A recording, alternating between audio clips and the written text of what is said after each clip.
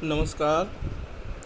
Diet Mainpuri द्वारा संचालित online classes में सभी प्रशिक्षुओं का स्वागत है। मैं डाइट लेक्चरर वीरेंद्र सिंह आज डीएलएड 4th सेमेस्टर के शांत शिक्षा एवं सतत विकास पेपर के बारे में जानेंगे। इस क्लास में हम शांत शिक्षा की अवधारणा, आवश्यकता, अर्थ, परिभाषा और उद्देश्यों को विस्तृत रूप में डिस्कशन करेंगे। शांत शिक्षा की अवधारणा। भारतीय शिक्षा का इतिहास बहुत पुराना है। प्राचीन काल से लेकर आज तक भारतीय शिक्षा निरंतर प्रगति के पथ पर अग्रसर है। समय के साथ होने वाले परिवर्तनों से शिक्षा के स्वरूप में भी परिवर्तन आया है तथा समय समय पर इसमें संशोधन किया जाता रहा है। वर्तमान में शिक्षा न केवल ज्ञान के अर्जन तक सीमित है अपितु इसका राष्ट्रीय विकास में भी महत्वपूर्ण योगदान है। इसी परिप्रेक्ष्य में आज मानवाधिकार शिक्षा, शांत शिक्षा, समावेशी शिक्षा अपनी नई नई प्रवृत्तियों और नवाचारों के कारण हमारे लिए परम आवश्यक है। शांत शिक्षा की आवश्यकता। मानव समाज में बढ़ती हुई अशांति, विषाद, कलह के फलस्वरूप आज शांत शिक्षा की परम आवश्यकता है, जिससे बालकों को ऐसी शिक्षा दी जा सके जिसमें बालक आतंकवाद, हिंसा, विद्वेष जैसी अवांछनीय धारणाओं के प्रति नकारात्मक दृष्टिकोण विकसित कर सके तथा परस्पर सहयोग, सहिष्णुता और भाईचारे के गुण विकसित कर सके। अगर हम संक्षेप में कहें कि शांत शिक्षा नैतिक विकास के साथ साथ उन मूल्यों और दृष्टिकोणों के पोषण पर भी बल देती है जो प्रकृति द्वारा मानव जगत के बीच सामंजस्य स्थापित करने के लिए आवश्यक हैं। अब हम देखेंगे शांत शिक्षा का अर्थ। शांत शिक्षा है क्या? शांत शिक्षा में शांति एवं शिक्षा दो शब्दों का मेल है। अतः शांति शिक्षा के अर्थ को समझने के लिए हम इन दोनों शब्दों को अलग अलग समझना होगा, तभी हम शांत शिक्षा के अर्थ को संपूर्ण रूप में समझ पाएंगे। शांति का अर्थ, अगर हम साधारण शब्दों में कहें शांति का क्या अर्थ है, तो शांति से तात्पर्य यहाँ यह है कि युद्ध रहित अवस्था से किया जाता है।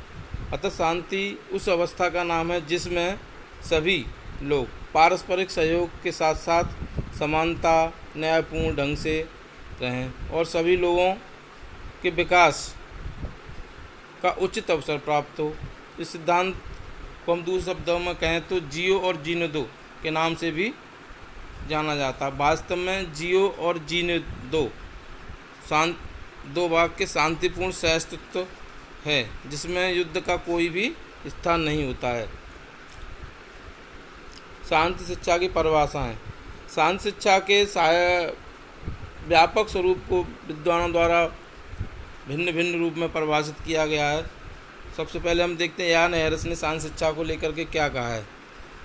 वो कहते हैं कि शांत शिक्षा मानव चेतना में शक्ति के मार्ग को प्रतिबद्धित निर्मित करने की आशा करती है। यानी शांत शिक्षा मानव की जो चेतना होती है उसमें जो शांति का मार्ग है उसके प्रति प्रतिबद्धता, यानी कि एक अपनी अमिट छाप निर्मित करने की, व्यक्ति एक ऐसी प्रतिबद्धता निर्मित करे जिससे उनमें एक आशा उत्पन्न हो। ये यान हैरिस ने शांत शिक्षा के बारे में परिभाषा दी है। दूसरी एस राधाकृष्णन कहते हैं शांत शिक्षा में से अर्थ ऐसी शिक्षा से है जो व्यक्तियों में ऐसे मूल्यों, कौशलों और वृत्तियों का समावेश करे जिससे उन्हें दूसरों के साथ साथ सौहार्दपूर्ण व्यवहार, अपने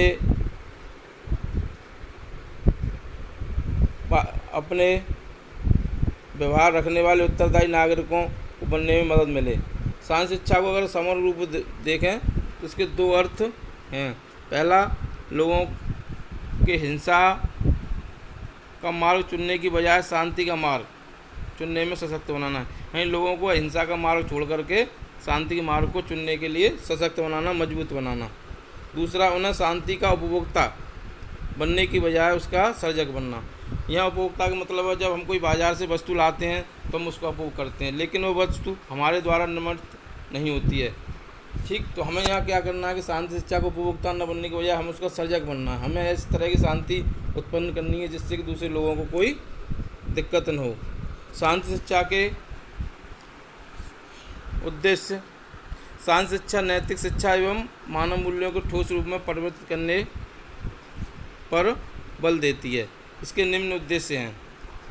नंबर 1, व्यक्ति में शांति की सहज प्रवृत्ति का विकास करना। मतलब व्यक्ति में शांति शिक्षा है वो क्या है, सहज प्रवृत्ति का विकास करती है। नंबर 2, व्यक्ति में विश्व शांति की समझ पैदा करना।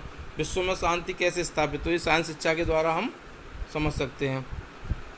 नेक्स्ट, व्यक्ति समाज राष्ट्र के संबंध में शांति शिक्षा की समझ विकसित करना। व्यक्ति क्या है, समाज में उसका क्या स्थान है, राष्ट्र को हम कैसे विकसित कर सकते हैं, कैसे राष्ट्र की भलाई के लिए कार्य कर सकते हैं, हम शांति शिक्षा की समझ विकसित करके ही कर पाएंगे। इसका अगला उद्देश्य है कलह, हिंसा, घृणा आदि के बुरे प्रभावों से अवगत कराना।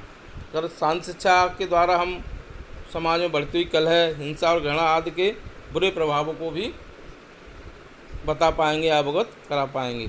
नेक्स्ट, व्यक्ति में आंतरिक शांति का प्रयास करना। जब तक व्यक्ति अंदर से हिंसा का मार्ग छोड़कर